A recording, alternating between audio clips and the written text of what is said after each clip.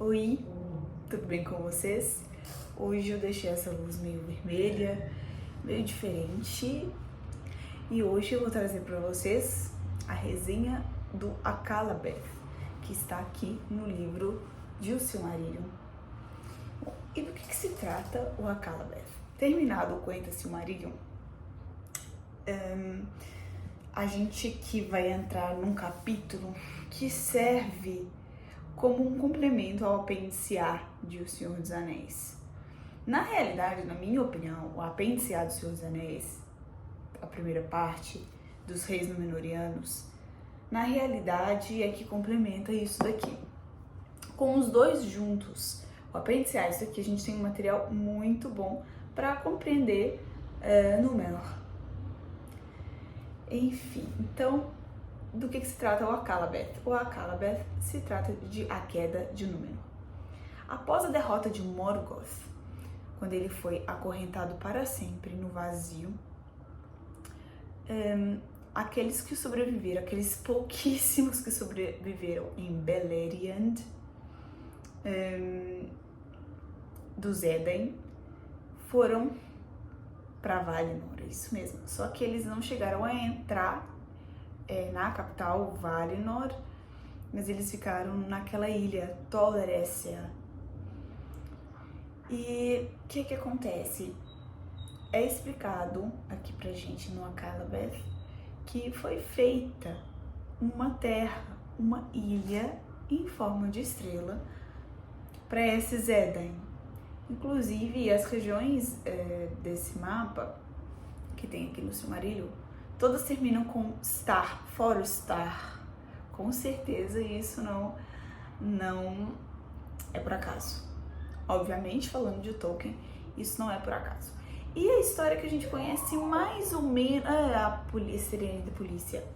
E a história que a gente já conhece mais ou menos ali do Senhor dos Anéis, do Apêndice A, aqui ela tá mais, como é que eu posso dizer, com uma estrutura narrativa melhor pro leitor, tá?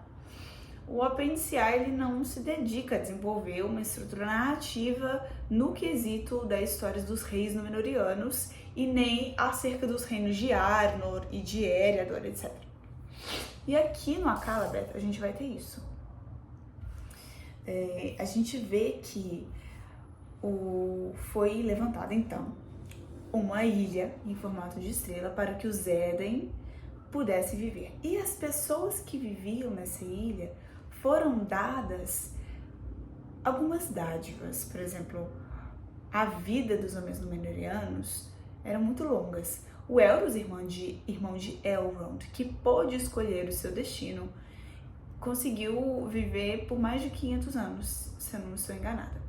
E Elrond acabou escolhendo o destino dos primogênitos de Eru e Ilúvatar, então eles tinham a vida imortal dos Eldar. Nossa, hoje vai ter que barulho chato, hein? Hoje tá difícil.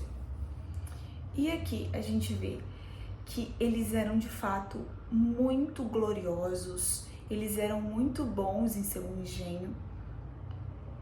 Só que de repente uma sombra começou a cair sobre eles.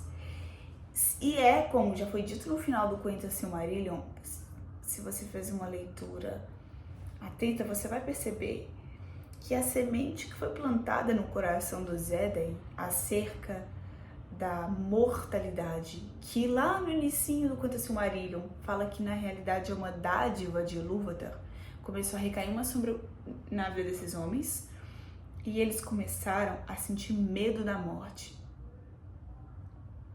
E os Valar tinham colocado uma interdição. A gente sabe já no Apêndice A de O Senhor dos Anéis que existia a interdição dos Valar, e a gente também já sabe como que aconteceu a queda de Númenor.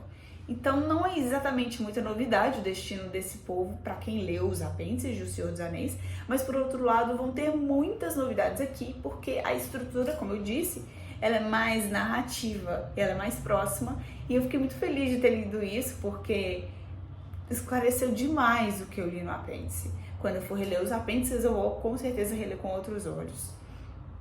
Pois então, começou a recair uma sombra sobre esses homens, apesar de que foi dada dádivas a eles. Enfim. e eles começaram a ter medo da morte. E esse foi o motivo principal da queda de Númenor, tá? E além disso, a soberba dos reis começou a aumentar muito, o ódio dos reis aos Valar e também de uma certa parte da população começou a aumentar muito por causa dessa interdição. E eles foram novamente enganados. A gente tem na primeira parte do Silmarillion que Fëanor é enganado por Morgoth e acaba se rebelando contra os Valar, levando várias pessoas junto. E aqui também, em A Queda de Númenor, acontece uma coisa muito parecida, apesar de que os Edain não estavam morando no continente de Aman, o continente abençoado e imortal de Aman, onde as coisas nunca morrem. Eles estavam morando em Númenor, que foi uma ilha levantada no mar entre o continente de Aman, onde fica Valinor, e a Terra-média, onde ficava Beleriand. E quanto ao continente de Beleriand, parece que uma parte dele foi afundada e o mundo foi modificado, antes mesmo da queda de Númenor. E essa ilha ela ficava um pouquinho mais próxima ao continente de Aman do que a Terra-média, tá? Pois então, a soberba dos reis foram aumentando, o conhecimento que eles receberam dos Eldar começaram a ser desprezados, eles começaram a desprezar os Eldar por eles pensarem que eram dignos também de nunca morrerem, e começaram a se rebelar contra os Valar, a não mais utilizar eu não sei se é um artigo definido, mas eu acho que é um artigo definido, que é o Tar. Por exemplo, você tinha um rei, Tar-Palantir, era o nome de um rei, que inclusive voltou a usar a língua dos Eldar. Mas você tinha um artigo também do Ar, e lembrando que o povo de Númenor tinha a sua língua própria até então, que é o Adunaico, se eu não estou enganada. Então, começou a acontecer essas coisas. As pessoas que não se aliaram às pessoas de Númenor que estavam querendo manter a vida eterna, mas se aliaram aos Valar, respeitaram os Valar, eram chamados de fiéis. Isso também é brevemente contado no apêndice A de O Senhor dos Anéis, e esses fiéis eram liderados por Elendil, como a gente já sabe, que tem um nome muito parecido com o nome da ilha, Helena, Elendil, eu não consigo deixar de pensar nisso. E os reis começaram a se revoltar contra os Valar e a questão da mortalidade, e isso culminou com um dos reis que foram um dos mais tiranos, que foi o Ar-Pharazôn. Ar-Pharazôn, não sei exatamente como se pronuncia, eu já vi o Augusto Ornelas do Tolkien Talk pronunciar Pharazôn, enfim, não me lembro, mas acho que Pharazôn não é. Então, esse rei, ele começou, os Númenóreanos já eram os grandes navegadores, inclusive eles são chamados de Dúnedain, aqui fica bem claro que são Dúnedain, só que eles já eram grandes navegadores e eles levavam, como é contado no Akallabêth, vinhos, produtos de sua ilha. Porém, com o Ar-Pharazôn, começou a cobrar tributos das pessoas que ficavam no continente da Terra-média e explorar essas pessoas e querer o domínio também de lá, quando souberam principalmente que Sauron estava começando a angariar muitos seguidores e obter uma certa influência sobre a Terra-média. Pois bem, lembrando que ainda tinham os fiéis que não gostavam e não coadunavam com essas atitudes.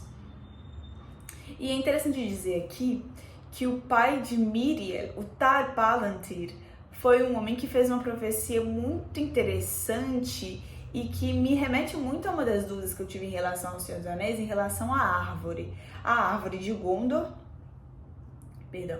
tinha uma árvore em Númenor que era descendente da árvore de Tirion sobre Túna, que por sua vez era descendente da Telperion. Certo. E é muito interessante porque tem uma parte que Isildur entra escondido e pega, mas eu já vou chegar lá. E essa profecia do Tar Palantir, dizendo que enquanto a linhagem dos reis sobreviver, eu acho que é uma coisa mais ou menos assim, a profecia dele. Enquanto a linhagem dos reis sobreviver, essa árvore não vai fenecer. E isso explica, acho que um pouco da questão da árvore do Senhor dos Anéis, que até a chegada de Aragorn, no rei Elessar, essa árvore tinha definhado, né? Enfim, eu achei essa parte super interessante. Pois então, o que acontece? Sauron, quando Pharazôn está na Terra-média e quer subjugar, inclusive, a vontade de Sauron, tamanha era a soberba dele, e Sauron blefa e deixa ser levado para Númenor. E nessa época, lembrando que ele já tinha forjado um anel, e ele é levado então para Númenor. Os Nazgûl, alguns pelo menos já existiam. Apesar de ele ter sido levado, entre aspas, como uma pessoa que acabou de ser subjugada, ele era muito sedutor. E as suas palavras seduziam. E ele se aproveitou justamente do ponto fraco dos Númenóreanos, que era a questão do medo da morte, o que fazia com que eles tivessem raiva dos Eldar e raiva dos Valar. Pois bem, aos poucos ele fez com que os Númenóreanos não mais exaltassem a Eru Ilúvatar numa colina onde tinha um altar de adoração a Eru Ilúvatar, e ele não mais permitia que ninguém visitasse. Quando ele praticamente tomou o controle sobre a cabeça do rei de Númenor nessa época, e na realidade construiu um templo de adoração a Morgoth. Disse a eles que os Valar ocultavam muitas coisas deles, inclusive a questão do Senhor Sombrio, e ele fez um altar onde ele queimou a árvore Númenóreana depois que Isildur, sabendo que muitas coisas estavam em risco, ele conseguiu pegar a mudinha. E a gente sabe lá no Senhor dos Anéis que ele plantou uma mudinha perto do Mindolluin, que o Gandalf vai com o rei Aragorn até lá e pega aquela mudinha. Então é muito legal essa conexão. Pois então. Então ele destrói a árvore, ele queima a árvore num altar e tem uma nuvem negra acima de Númenor, e os Valar se entristeceram muito com isso. E não pior, alguns do grupo dos fiéis, que eu mencionei com vocês mais cedo, eram sacrificados em adoração a Morgoth nesse altar. Olha que pontos Númenóreanos chegaram. Olha que pontos Númenóreanos chegaram. E quando o Ar-Pharazôn estava chegando numa idade avançada com muito medo da morte, e cabe aqui dizer que a essa época já se faziam tumbas esplendorosas para os reis Númenóreanos, o que faz menção a um trecho que eu amo de As Duas Torres, do capítulo Uma Janela para o Oeste, em que o Faramir diz que as tumbas e os rolos de ascendentes se tornaram mais belos que as casas dos vivos. E essa passagem do Silmarillion remete exatamente a isso. As tumbas já eram feitas de forma maravilhosa, e Ar-Pharazôn, então, nessa época, estava com muito medo da morte, e aí sim, Sauron deu a sua cartada.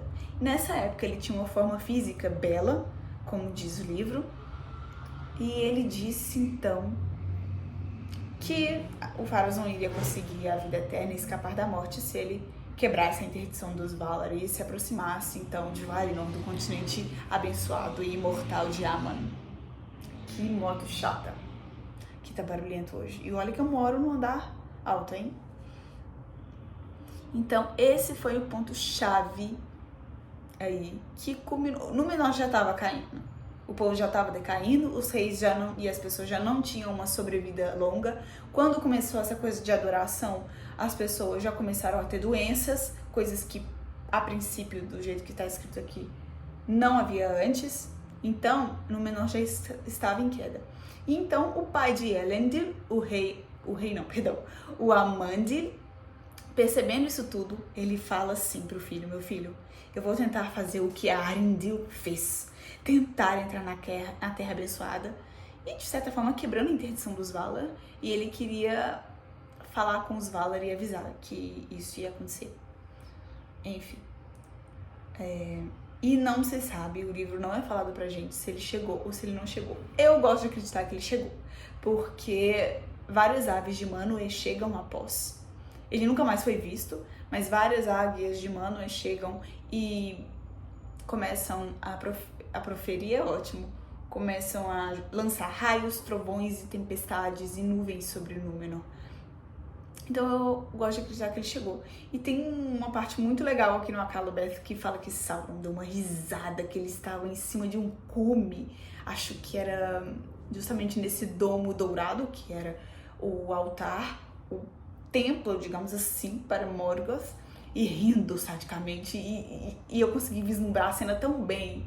O mar negro, bravo, e os raios no céu, nossa... Enfim, é uma cena muito bacana. E, enfim, apesar de Amandil a gente não saber o que aconteceu com ele, o que acontece é que Ar-Pharazôn rompe a interdição dos Valar. E, inclusive, ele chega a pisar na praia, tá? Em Valinor. Pois é. E aí fala, então, que a terra estremeceu e o mundo foi mudado. A princípio, a impressão que eu tive, sobretudo lendo o mapa da Karen Winfelstead, é que até então a Terra era plana. Só que nessa parte no Akallabêth, o mundo mudou muito, as águas engoliram Númenor para debaixo do mar, porém dizem que a torre de adoração a Ilúvatar não foi coberta. E que muitos tentaram encontrá-lo depois e não conseguiram, e que dessa torre dava para ver uma parte de Valinor. Enfim. E o mundo, então, tornou-se, parece, esférico. E fala, então, aqui que havia uma rota reta para aqueles dos Eldar, ou aqueles que tivessem permissão, conseguissem chegar a Aman, o continente abençoado, a Valinor. Porém, aqueles que não tinham permissão nunca conseguiam encontrar essa reta, pois foi puxada Valinor do mundo, o continente de Aman foi puxado do mundo, ele se tornou uma esfera, até onde eu entendi, e fala que muitos que tentaram procurar acabavam retornando no seu local, dando literalmente a volta no mundo. Então aqui a gente tem certeza que é um mundo esférico. Enfim, tem uma cena muito que já tinha no Appendice A, a gente já sabia disso, mas fala que a Miriel, a filha do rei Tar-Palantir, que era um rei muito sábio, e ele era um rei fiel aos Valar, ela acabou também morrendo nesse